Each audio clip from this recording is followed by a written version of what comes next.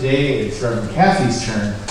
We'd like you to fill this out, turn it in to any of the board members or at the door when you leave. The more feedback we have, the more information the board will have to make a good recommendation for who we want to have as our next minister. Reverend Kathy is definitely one of our prospects, so please do her the courtesy and us a favor of filling out the card and turning it in. And be sure to put Reverend Kathy's name on it so we don't confuse it with the other ones. Okay. That said, I guess you probably know who our guest speaker is. She was there a couple weeks ago, and we remember her very well. Please welcome back Reverend KathyMcCall. Thank you. Thank you. Good morning. Good morning. It's wonderful to be here again today. Thank you for all of those of you who have made this service possible. Sorry, I blacked it out. Oh. Okay. There we go. All right. Well, my mother had a fabulous sense of humor. She taught me that humor is essential and that it can even bring one back to sanity. She used to have some crazy things happen to her. And I remember, I grew up in Salt Lake City, and I remember one time when I was a kid, we took a 2-week vacation to California and rented a beach house in Laguna.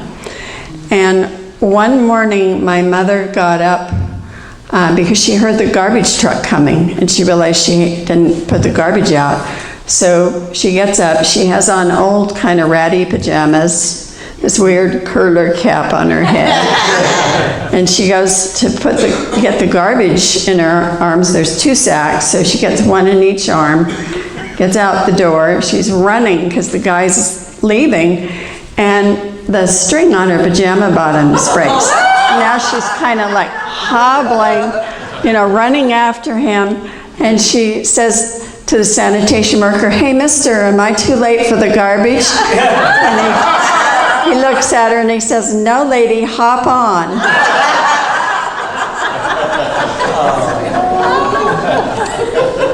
So we didn't let her hear the end of that.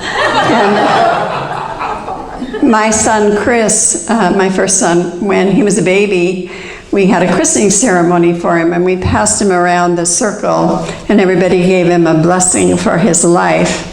And my mother blessed him with a sense of humor. And to this day, because of his great sense of humor, he attributes that to his grandma's blessing. So humor is an expression of joy. And joy is one of our 12 spiritual powers that we teach about in Unity. We teach that we have these 12 innate faculties of mind that we are supposed to call forth. It is our responsibility to call them forth to become Christ conscious, not only for ourselves, but for the greater collective. And so joy is one of these powers. And it's often called zeal. It's associated with bliss and delight. There's an expression I love by theologian Martin Buber. He says, "The beating heart of the universe is holy joy." The beating heart of the universe is holy joy. Whether we call it joy or bliss or delight, we're talking about the beating heart of the universe, the pulse of God. It's also, we could say, the life force that is present everywhere. Speaking about this life force, I remember a time when my grandson Dylan and I had a conversation about that. This is Dylan on the right when he was 6, and Ethan, his brother, on the left, he was 4. Now they're 11 and 9. But when he was 6, I still remember this conversation because my daughter-in-law Bethany called me up, And she said, so we're calling you for a reason, but she said, here's what happened. Dylan came to me and he said, Mom, am I the best person you know? And she said, yes, Dylan, you and your brother Ethan are the best people I know. And he said, well, the best people I know are God and Jesus and Martin Luther King Jr. And so she said, and so we're calling you, Kathy, because Dylan wants to know more about who God and Jesus are, and I don't know how to answer this, so we're calling you. I said, thanks a lot. So anyway, I said something to him like, you know, that God is the love that is present in the universe and in each of our hearts. And you can feel that love, the love that you have for your parents and your brother, and the love that they give you. So that would be one way to feel that love. And then just to look everywhere in nature and the beauty all around you and feel that love. And it's also the life force everywhere present. So it's that which brings life to everything. And I said, and Jesus was a man who was really in touch with that. He focused on his love of God all the time, and he had the ability to heal people because of it and to teach people. And I said, so does this make sense, Dylan? And he goes, sorta. So anyway, it was a fun conversation. And then he said to me, you know, Martin Luther King Jr. was an African-American man who changed the rules for all African-American people everywhere through time. I thought that was sensational. I said to him, I'm going to be calling you for answers.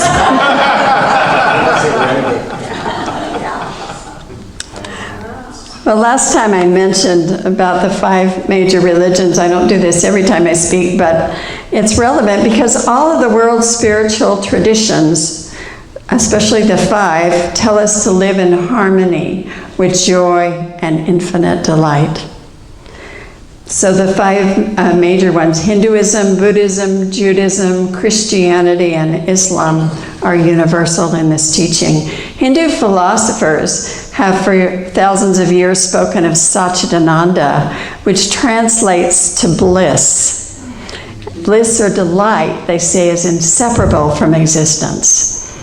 And Hinduism says the inner joy that comes from everyday delights, like smelling a flower or eating a chocolate mousse, is a blissful impulse from the highest delight. You know, I think it's really important in our quest for enlightenment to know we're encouraged to eat chocolate. What do you think? You know, it's not a sin at all, it's a spiritual practice. Anyone ever had some blissful moments eating chocolate? You're pointing. It's even scriptural. In the beginning was the Word, and the Word was chocolate. So Buddhism also speaks of energy as eternal delight, and that every form of being lies somewhere in the vast spectrum of ecstasy called the body of total bliss. And that Buddhism says the way out of suffering is into this state of complete joy. Alan Watts, the Zen Buddhist, said existence is basically exuberance. Imagine living each day with more exuberance. And Charles Fillmore called it zeal. Remember his famous affirmation, I fairly sizzle with zeal and enthusiasm and spring forth with a mighty faith to do the work that ought to be done by me. That's his most famous affirmation, very powerful. So in Judaism, the teachings of Judaism are found in the Old Testament, and they often refer to the idea of delight and joy. The 37th Psalm tells us, Delight yourself in the Lord, and he will give you the desires of your heart. There's also a cosmic dimension to much of the writings about joy in Judaism. And then in Christianity, the story of Jesus begins with joy and delight. The first word of Archangel Gabriel to Mary was rejoice. And when the wise men saw the star heralding the birth, it's told that the sight of the star brought them great delight, filled them with delight. So joy was the original promise of the Christian era. And in Islam, much joy or delight is found in the Muslim tradition. Muhammad received the words of the Quran from the Archangel Gabriel, who appeared to him out of the blue, and then appeared over and over again.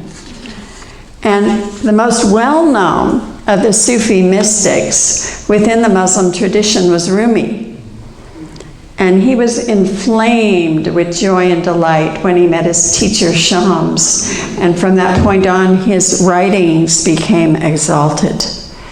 So after this, Rumi founded the whirling dervishes. And the dervishes' dance of delight is intended to transport the dancer to a higher awareness of God. One Sufi master said, the only relevant question is, why aren't you dancing with joy at this very moment? You know, even those who can't walk can dance in some way.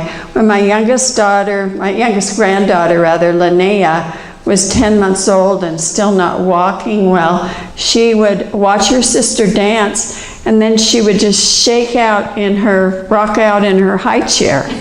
You know, she'd move all over. This is Linnea. And she put flour in her mouth and dance. And then this is her now with her, this was a year ago with her sister Kenna. They're still at it, still dancing all the time. And it brings great joy to watch them. So to activate our joy, we can ask two questions. First, what has brought me the most joy? What has brought me the most joy? And then reflect on this instead of reflecting on your troubles.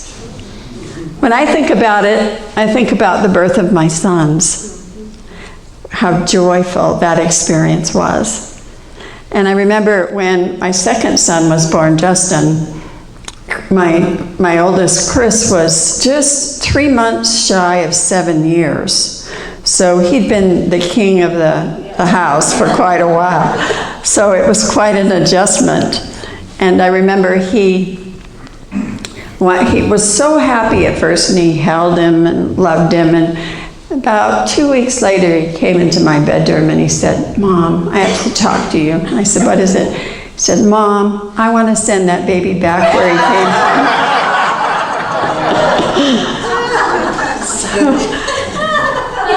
But he got over it. This is a picture of him at his brother's wedding. Chris on the left, Justin on the right. This was about 7 years ago. He was his best man. So, other things that bring me joy, you know, giving birth to my creative gifts. You know, joy isn't exclusive to parents. We all can feel that joy when we give birth to something that we've created.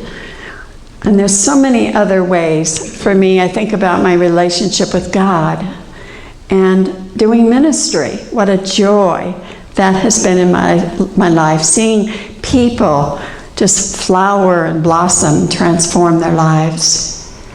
And last time I was here, I showed pictures, more recent pictures of my family and my granddogs. And my granddogs bring me joy. I have 5. Chris, the oldest, has 2, and Justin has 3, at least till this week. And I saw on Facebook that he has a 4th one. And it's just, how can you resist that? And that's what happened. She's a dog groomer, and the man brought Polly over and said he could no longer take care of her, and would they foster Polly? And so on Facebook it said that we failed miserably at fostering, especially my son. So now that's their second golden doodle. She's very large. She weighs about 70 pounds. Big long legs.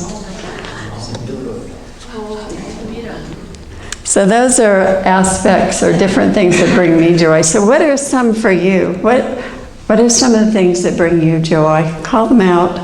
Music. Music? Good game of golf. Okay. Watching my granddaughter be born. Yes, yes. Seeing my twin boys in Colorado. All right. Volunteering. Volunteering. Yes. My 2 chihuahuas, Eminem and Lady Gaga. Great names. I love it.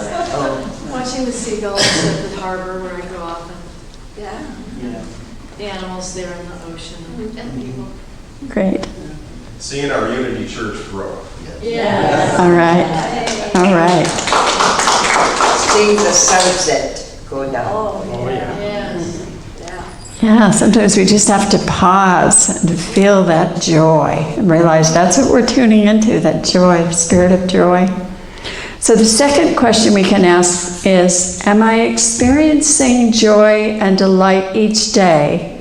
And if not, why?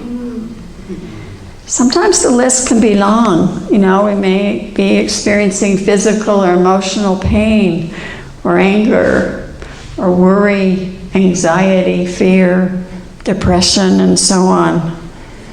But remember, joy is not to be confused with happiness. Happiness comes from the root hap, meaning chance, as in happenstance or haphazard. Happiness depends on things going our way. You know, and it requires positive conditions such as good health, right relationships, a good job, enough money, and on and on. But joy is based on the knowledge of the presence of God with us at all times from the very beginning. It can be found even when those other conditions do not exist. So joy happens when God is present and people know it, which means it can erupt in a depressed economy, even in the middle of a war, and in an intensive care waiting room. Holy joy. We tune into a cosmic experience of joy, the beating heart of the universe, the pulse of God. Speaking of joy erupting in the middle of a hospital waiting room, I found this great little writing. A woman with breast cancer once said, "Then there was the day in the cancer center when I sat across from a young man who was about to have his blood drawn. He was of an age and thin in a way that suggested he might have AIDS. He sat with his eyes closed. I thought, his veins aren't what they once were, and he's trying to help himself through this moment. I felt a deep connection to this young man, and I wanted to say, I love you. But I couldn't quite do it in that congested space where our knees almost touch and nurses threaded their way through the minuscule openings between patients. So I sat quietly, willing my I love you to reach him. Then my voice began to speak. I really like your colors, I said, those rich purple pants and your maroon tie-dyed socks that sing with them. A smile stretched his thin lips and brought light to his face. My socks match my undershirt, he said with a dash of impish pleasure. Oh, I see it peeking out beneath your shirt. It's a perfect match, and how the pants and the tie-dye play together. He opened his eyes and took me in. "And I like your turquoise," he said. "Oh, what a color." We were living now in the fragile yet palpable world of our reflected colors. Suddenly I saw freshly the only other visible colors in the white medical room. "You can't see it, but your colors are drawing out their twins in the picture above your head," I told him. His eyes focused above my head. "And your turquoise," he said, "is an extension of the sea in the picture above you." His procedure ended. Our trance was broken. But I believe we flew together in our momentary world of colors. I felt so grateful I had gotten hold of the blessing, gotten hold of the joy. As Frederick Buechner writes, God created us in joy and created us for joy. And in the long run, not all the darkness there is in the world and in ourselves can separate us finally from that joy. Besides, laugh, and you will burn up 3.5 calories. It's no joke. If you don't care about joy and having fun, just know that the laughter that comes from joy does help weight control. You know, some believe churches should be serious, no laughing environments. I disagree, don't you? Yes. Now, the humorous story is told of a preacher who got up to speak about temperance. And he said, "If I had all the beer in the world, I would take it and I would throw it into the river." And then he got a little more emphatic and he said, "And if I had all the wine in the world, I would take it and I would throw it into the river." Then he started pumping his fist. "And if I had all the whiskey in the world, I would take it and I would throw it into the river." Sermon ended. He sat down and the song leader got up kind of cautiously, with a smile on his face, and said, "Well, for our closing song, let's sing number 365, Shall We Gather at the River?"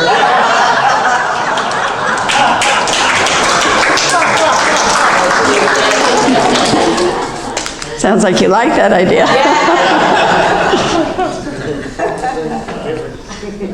Well, I love that unity is an environment where laughter and joy prevail. Rabbi Nachman, this Hasidic teacher, said, "Joy is not incidental to your spiritual quest. It is vital, so cultivate it." We don't just wait for joy to happen to us. It's important we make a commitment to it and play without a why, without a reason, just because it's fun. And there are many ways to activate joy, but we can begin with a simple intention to smile more often. You know, all people smile in the same language. A simple smile can even save lives. And I'd like to tell one last story today about that. Many of us are familiar with the story of the Little Prince. How many of you remember the story of the Little Prince? A few of you. It was written by a man named Antoine de Saint-Exupéry. And what some people don't know is that he fought in World War II. He was a fighter pilot, and he fought against the Nazis, and he was killed in action. But prior to that, he also fought in the Spanish Civil War against the fascists. And he wrote a story about his experience with that called The Smile. And he explained that he was captured and taken to jail. And he said, "I was put in jail, and I could tell by the abusive treatment of my captors and their contemptuous looks that I was going to be executed the next day." He said, "I became so nervous and distraught, I could hardly stand it. So I fumbled in my pockets to see if a cigarette was missed in their search. And I found one. But my hand was shaking so hard I could hardly get it to my mouth. Then I did, but I realized I didn't have a light. or any kind of matches. So I looked out through the bars and I noticed the jailer. And I said to him, "Do you have a light, por favor?" He hadn't been making eye contact because who wants to look at a corpse or someone who's going to die? But at that moment he glanced at me, shrugged his shoulders, came over to light my cigarette. And as he went to light it, his eyes inadvertently met mine. And in that moment, it was like a spark jumped between the gap between our two hearts, our two souls. And I don't know why I did this, but I smiled in that moment. Perhaps because I was nervous, or perhaps just because it's so hard to be near someone, smiling and not, or looking into somebody's eyes and not smile. So I smiled. And I know he didn't want it, but somehow my smile jumped across the bars and caused a smile on his face as well.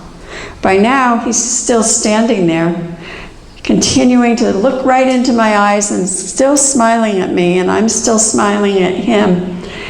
And now suddenly I'm looking at him more as a person instead of a jailer, and I can tell he's looking at me differently too. And just then he said, "Do you have kids?" And I said, "Yes, here," and I'm fumbling around in my wallet looking for my pictures of my family. And he gets out his pictures of his family too, and he's showing me the pictures of his niños and telling me his hopes and dreams for their future. And tears fill my eyes, and I tell him that I'm afraid I'll never see my family again, that I won't have that opportunity to watch my kids grow. And tears fill his eyes too. And in that moment, he unlocks my cell. He leads me out by back ways through the town to the edge of town. And there he releases me. Without another word, he turns back. And my life was saved by a smile. So, we never know who we might reach with a simple smile. Part of our commitment to joy can be smiling more often as well as laughing more. You know, the great secret of awakening delight and joy is this. All you have to do is look at that face. But there's really not any secret. We don't have to go any place. We don't have to do anything, buy anything, or improve anything about ourselves to reach delight. The awakening of joy in our life is a choice and a commitment to be in delight each day, beginning now. Smile, dance, play, listen to music, walk on the beach, eat chocolate. Do what you love. Listen to the heartbeat. The beating heart of the universe is holy joy. So it's my great delight to be here with all of you today. And God bless you with holy joy. Thank you.